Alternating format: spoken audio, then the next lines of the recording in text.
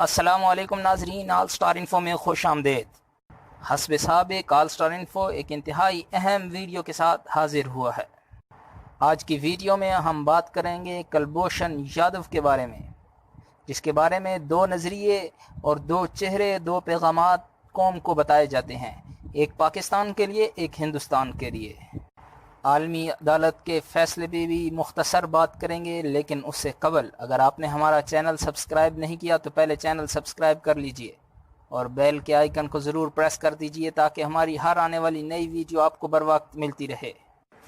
کلبھوشن یادو کا نام 3 مارچ 2016 کو اس وقت میڈیا پر آیا جب پاکستان کی گورنمنٹ نے کلیم کیا کہ بلوچستان کے علاقے سے فرضی نام مبارک حسین پٹیل کے پاسپورٹ پہ کلبھوشن بلوچستان کے علاقے میں تخریب کاری کی کوشش کرتے ہوئے گرفتار کر لیے گئے۔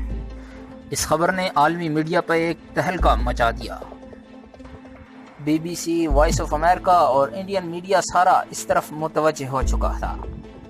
کلبھوشن سدھیر یادو، جن کو کلبھوشن یادو کے مختصر نام سے پکارا جاتا ہے، 16 اپریل 1970 کو مہاراشٹرا، انڈیا میں پیدا ہوئے۔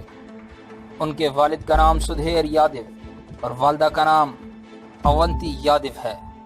آپ کے والد بمبئی پولیس آفیسر ہیں۔ یادو کی شادی ہو چکی ہے اور اس کے 2 بچے ہیں۔ ان کی فیملی اب بھی بمبئی میں رہائش پذیر ہے۔ یادو نے 1987 میں نیشنل ڈیفنس اکیڈمی جوائن کی اور 1991 میں انڈین نیوی کی انجینئرنگ برانچ میں کمیشنڈ آفیسر بن گئے۔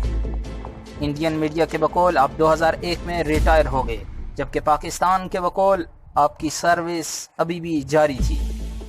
2003 میں ایران میں چابہار کے مقام پر آپ نے ایک چھوٹا سا بزنس شروع کر دیا۔ اب وہاں پر مبارک حسین پٹیل کے ایک اور نام کے ساتھ گئے اور وہیں پر رہائش پذیر ہو گئے۔ را کے کمانڈر کے طور پر کام کرتے ہوئے آپ نے متعدد بار پاکستان کے دورے کیے۔ اسی فرضی نام سے آپ دورے کرتے اور پاکستان میں تخریب کاری کرتے، علیحدگی پسند تحریکوں کو ہوا دیتے اور مالی معاونت کا بھی الزام آپ پہ لگا۔ آخری مرتبہ 3 مارچ کو آپ کو گرفتار بلوچستان سے ایران کے ساتھ ملحقہ پٹی کے پاس گرفتار کر لیا گیا۔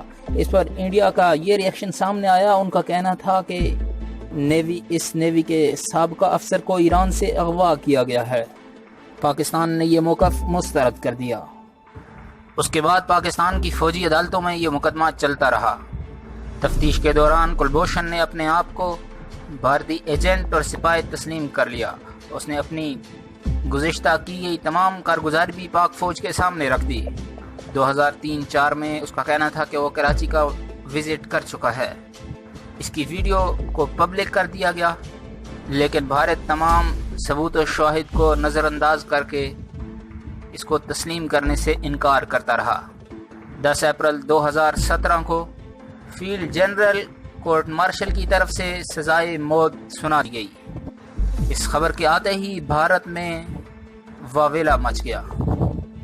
18 مئی 2017 کو بھارت عالمی عدالت انصاف میں چلا گیا اور پاکستان کے اس اقدام کے خلاف اپیل دائر کر دی۔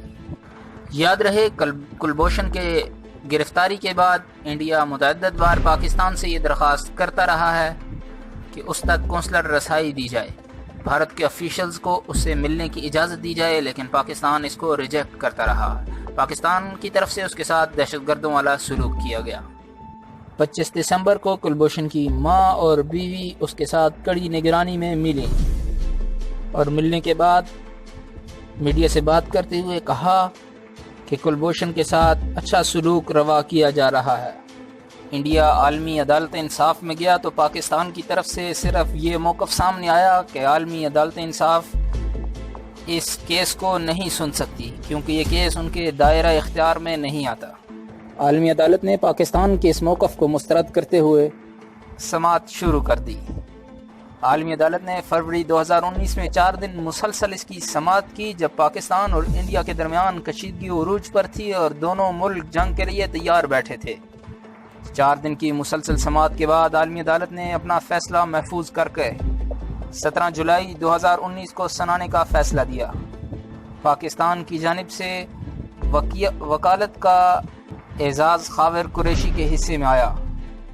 انہوں نے پاکستان کی وکالت کی اور پاکستان کا مقدمہ 16 ججوں کی عالمی عدالت میں پیش کیا۔ پاکستان اور انڈیا کی عوام 17 جولائی کا انتظار کرتے رہے کہ فیصلہ کس کے حق میں آئے گا، لیکن عالمی عدالت نے منافقانہ پالیسی اپناتے ہوئے ایک ایسا فیصلہ دیا جو نہ انڈیا کے حق میں اور نہ پاکستان کے حق میں تھا۔ عالمی عدالت کا کہنا تھا کہ کلبھوشن کو پاکستان اور انڈیا دونوں نے انڈیا کا شہری تسلیم کیا ہے۔ کلبھوشن تک انڈین کونسلر کی رسائی دی جائے گی، جس کی بار بار پاکستان درخواست کو مسترد کرتا ہے۔ کلبھوشن کو تمام عام قیدیوں کے حقوق حاصل ہوں گے۔ بھارتی وکیل نے صرف ₹1 ٹوکن فیس لے کر اس مقدمے کو لڑا تھا۔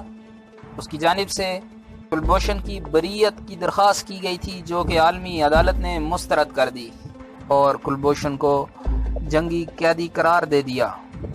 پاکستان اگر کلبھوشن کو سزا دینا چاہتا ہے تو اس کے لیے مزید شواہد اکٹھے کر کے ایک دفعہ پھر اس کو سزا دینی ہوگی۔ عالمی عدالت میں جج عبدالقوی احمد یوسف نے یہ فیصلہ سنایا۔ اس فیصلے کو سننے کے بعد دونوں ممالک کے میڈیا میں اپنی اپنی فتح کی خبریں گردش کرنے لگیں۔ حقیقی فاتح کون ہے؟ ان حقائق اور معلومات کی روشنی میں آپ فیصلہ کر سکیں گے۔ یقیناً آپ جس کو صحیح سمجھیں گے وہی فاتح ہوگا۔ کمنٹ بار میں یہ ضرور بتائیے گا آپ کے نزدیک عالمی عدالت انصاف کے اس فیصلے سے اصل جیت کس کی ہوئی ہے۔ ویڈیو مکمل دیکھنے کا بے حد شکریہ۔